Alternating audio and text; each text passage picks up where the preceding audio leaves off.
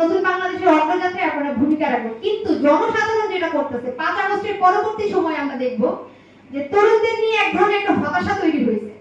ছাত্ররা আসলে যেই প্রত্যাশা আমরা রেখেছিলাম, যে তরুণদের প্রতি যে আশা আমরা রেখেছিলাম, সেটা আসলে হয় নাই। আমার বক্তব্যটা হচ্ছে মানে তাদের প্রতি যে তরুণ বলতে শুধুমাত্র একক দলকে বুঝবেন না, একক কোনো গোষ্ঠীকেও বুঝবেন না। দীর্ঘ 17 বছর ধরে কিংবা এই যে বিএনপি সহ গণসংহতি আন্দোলন, গণতন্ত্র মঞ্চ, আমরা যে 2024-এর যে আমিরাই নির্বাচন করলো আওয়ামী লীগ সরকার, তখন যে আমরা রাস্তায় ফ্যাসিবাদ বিরোধী ঐক্য গঠন করেছিলাম, যুগপৎ ধারা যে